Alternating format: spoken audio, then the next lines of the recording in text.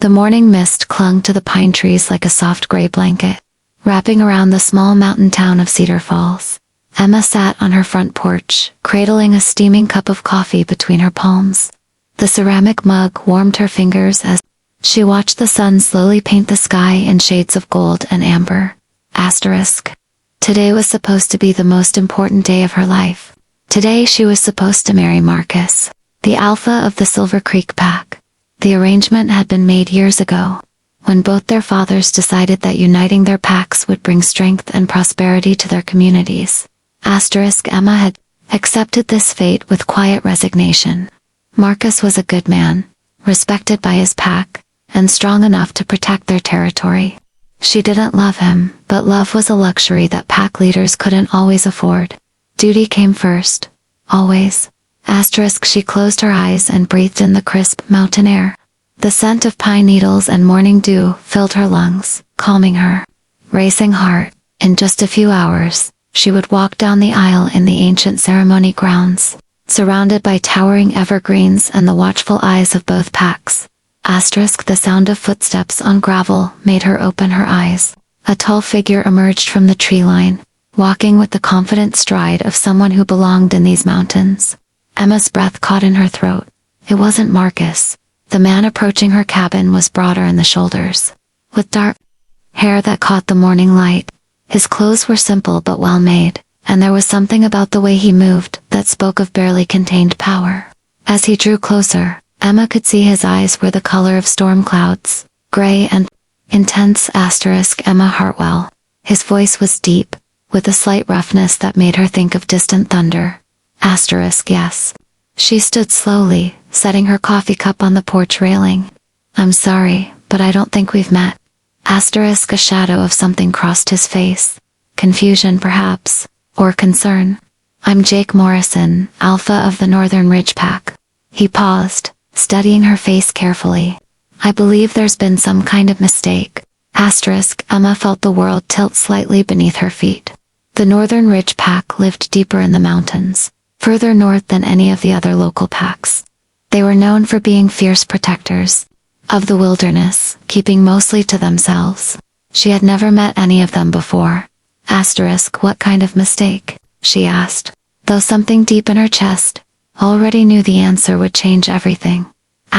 Jake reached into his jacket and pulled out an envelope. The paper thick and official looking. I received this 3 days ago. A marriage contract, bearing the seal of the Silver Creek Pack, and signed by Alpha Marcus himself. He held it out to her. It says I'm to marry Emma Hartwell today at noon. Emma's hands trembled as she took the document. The letterhead was definitely for Marcus's pack, and the signature looked authentic. But this made no sense.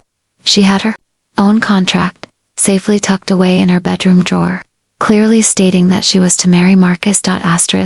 There must be some confusion, she said softly, reading through the papers. I have a contract too, but it says I'm marrying Marcus, not you. Jake stepped closer, close enough that she could catch his scent. He smelled like pine forests and clean mountain air, with an underlying warmth that made her wolf stir restlessly. Beneath her skin, may I see it? Emma nodded and disappeared into her cabin, returning moments later with her own set of papers. Jake examined them carefully, his brow furrowed in concentration. The dates are the same, he said finally. The location is the same, but look here. He pointed to a small mark in the corner of both documents. These serial numbers are sequential. Someone prepared both contracts at the same time. But why would Marcus do that? Emma asked, though, even as she spoke, pieces of a puzzle were beginning to fall into place in her mind. Jake was quiet for a long moment, his gray eyes searching her face. Maybe because he knew something that we didn't. Emma felt heat rise in her cheeks. There was something about the way Jake looked at her, as if he could see straight through to her soul. She had never felt anything like this with Marcus.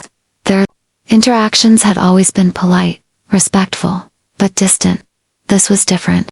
This felt like standing too close to a fire. We should go find Marcus, she said, trying to keep her voice steady. Get this sorted out before the ceremony. Jake nodded, but he didn't step back. Emma, can I ask you something? Asterisk, what? Asterisk are you happy with this arrangement? I mean, with marrying Marcus? Asterisk, the question caught her off guard. No one had ever asked her that before. The marriage had simply been presented as a fact, something that would happen whether she wanted it or not. Asterisk, I accepted it, she said carefully. It's what's best for both packs. Asterisk, that's not what I asked. Asterisk, Emma looked away, focusing on the distant mountain peaks. Happiness isn't always the most important thing. Asterisk, isn't it? Asterisk, when she looked back at him, there was something in his expression that made her heart skip. Something that looked almost like hope. Asterisk. They found Marcus at the ceremony grounds, directing pack members as they hung garlands of wildflowers between the trees. He looked up as Emma and Jake approached, and his face broke into a grin that was far too pleased for someone discovering a bureaucratic error. Asterisk, Jake, Marcus called out, striding over to clasp the other alpha's hand. I was wondering when you'd show up. Asterisk, Marcus, what's going on? Emma demanded. Why do we both have marriage contracts? Asterisk, Marcus had the grace to look slightly sheepish. Because I may have taken some liberties with pack law. Asterisk, what kind of liberties? Jake's voice carried a warning growl.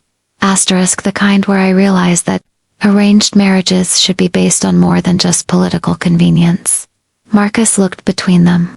Emma, you've been dutiful your whole life. You've always put the pack first, even when it meant sacrificing your own happiness. But I've seen the way you look at the mountains, like you're longing for something you can't name. Asterisk, Emma felt her cheeks burn. Marcus, I don't understand.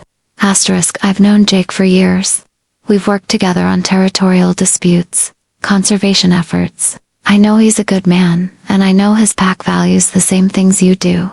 Freedom, protecting the wilderness, living in harmony with nature instead of trying to dominate it. Asterisk, Jake stepped forward. You set us up. Asterisk, I gave you a choice, Marcus corrected. The contract is real, but it's not binding until you both agree to it. If you don't want this, you can walk away, both of you. Asterisk, Emma stared at Marcus, then at Jake. But what about our packs? The Alliance. Asterisk, Marcus smiled. The Silver Creek Pack and the Northern Ridge Pack have been allies for longer than either of us has been alive. We don't need a marriage to maintain that. He paused. Besides, I've been seeing someone from the Valley Pack. If this works out, maybe we'll have our own alliance to consider. Asterisk, Emma felt the world spinning around her. In the space of one morning, everything she thought she knew about her future had changed. She looked at Jake, who was watching her with those storm-gray eyes. Asterisk, what do you think? She asked quietly. Asterisk, Jake was silent for a long moment. I think Marcus is either the wisest man I've ever met, or the most meddling. He stepped closer to her, but I also think that maybe some things are worth taking a chance on. Asterisk, like what? Asterisk, like the fact that I've been thinking about you, ever since I opened that envelope 3 days ago. Like the way you smell like morning coffee and pine needles. Like the way you stood on your porch this morning, looking like you belonged in these mountains more than anyone I've ever met. Asterisk, Emma's heart was pounding so hard she was sure both alphas could hear it. Jake, we barely know each other. Asterisk, then, maybe we should change that. He held out his hand. We could start with a walk, see if we like talking to each other. If we do, maybe we try dinner. If that goes well, maybe we see what happens next. Asterisk, Emma looked at his outstretched hand, then at Marcus, who was trying very hard not to look smug. Around them, the ceremony grounds waited, decorated with wildflowers and filled with the scent of possibility. Asterisk, she thought about duty, about expectations, about the safe path she had always followed. Then she thought about the way Jake had looked at her when he asked if she was happy, like her answer actually mattered. Emma reached out and took his hand. I'd like that, she said softly. I'd like that very much. Asterisk, Jake's smile was like sunrise breaking over the mountains, warm and full of promise. Marcus clapped his hands together, looking thoroughly pleased with himself. Asterisk, well then, Marcus said. I suppose we should postpone the ceremony and start planning a much better kind of celebration. Asterisk, as Jake's fingers intertwined with hers. Emma, Realize that sometimes the best things in life weren't the ones you planned for. Sometimes they were the ones that found you on a misty morning, when you were brave enough to take a chance on something new.